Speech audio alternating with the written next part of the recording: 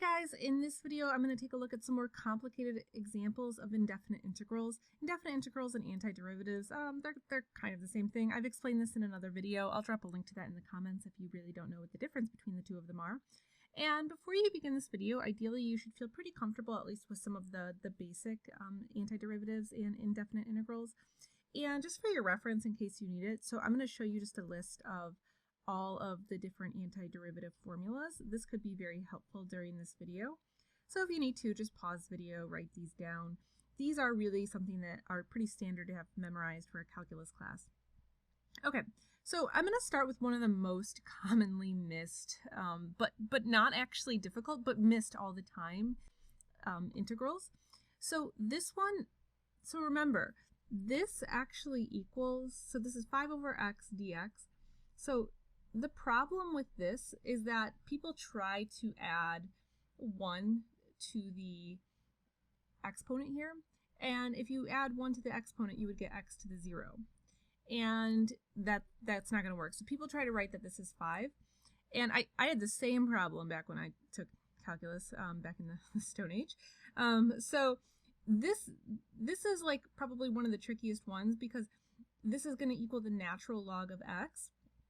And it totally makes sense why you want to actually change the exponent, but this is just, I wanted to point this out as not necessarily complicated and yet so tricky. I see this one getting missed all the time on tests and quizzes and stuff like that. So I wanted to mention this one. And then another one that I tend to find just to be slightly more complicated for people, and again, I understand where this comes from. So this is like a standard integration problem, but it just kind of throws your brain off because you've got this strange exponent here. So when this happens, you can always refer directly to the formula to really think through it. So here's the antiderivative formula. So what you want to do is you want to add 1 to the exponent, and then you also want to multiply this whole expression by 1 over n plus 1.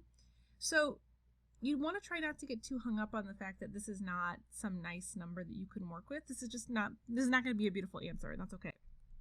So this is going to be 5 times, so if I just follow this formula, this becomes the square root of 5 plus 1, and then I'm going to add also 1 to the exponent.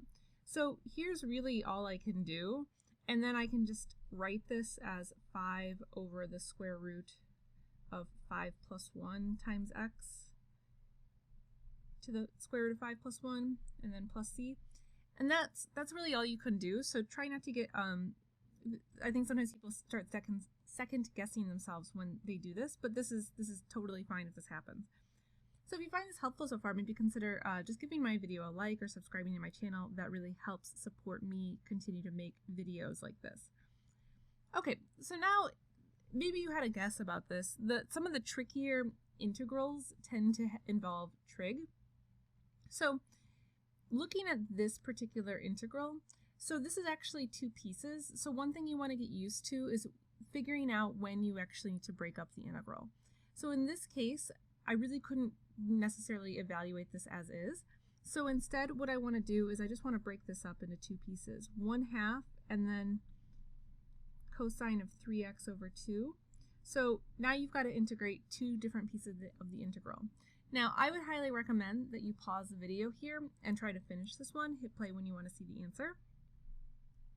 So this comes out to 1/2 x plus, so I'm going to bring this 1/2 out. So this will be sine of 3x over 3. That's just what the antiderivative of cosine of 3x is. And then all of this is going to be plus c. So then if I want to make this look beautiful, this will be 1/2 plus sine of 3x over 6 plus c. And so then that's really all you can do for that one, but that sometimes this throws people off, so you just have to feel fine to break it up. Okay, so now moving on to this one. So this is also kind of a tricky one. If you go through your list of just antiderivative formulas, so we've got secant squared, we've got cosecant squared, I've got secant tangent, cosecant, cotangent. There is no such thing as cotangent squared. That is not a thing. So when this happens, what this is telling you is that now you need to think about just trig properties. That is just screaming for that. And so you might have to rewrite this integral then. So what I want to remember here then is that this is the same thing. Cotangent squared is the same thing as cosecant squared x minus 1. So you might find it handy when you are working through integration problems to have like just your list of trig properties next to you, just my 2 cents. And this I can totally integrate, right? So this, I have cosecant squared, so this is totally fine, so I can totally finish this. So maybe you want to pause the video and finish this. So this will equal then the negative cotangent of x minus x plus c, and that would be it for that one. Okay, and so now for this last one, so now I've got all this trig stuff here. So just a heads up, we do not have anything in our integration rules when you're talking about basic integration. It is not like you can just take the antiderivative of this and then take the antiderivative of these pieces or whatever. If these are being all multiplied together, you got to deal with this. You can't just start integrating. So just a warning there. So what I would recommend is that you first try to multiply this out, simplify as much as possible, and then see if you can easily integrate. So maybe you want to pause the video, try that, hit play when you want to see the answer. So if I were to actually multiply this out, this would become 1 plus sine of x. And so now this is what I'd have to integrate. So this is negative, oops, going in the wrong order, totally in the wrong order. This would be x minus cosine of x plus c. So totally possible that from time to time, just to kind of remind you, sometimes you might have to break things up like we did here. Sometimes you might have to use trig properties, totally possible. And sometimes you might have to multiply things together to see what you get. So those are some tricks that you can use when you are trying to integrate. Thanks for watching, guys. I have a lot of other videos, and hopefully I'll see you guys in another one.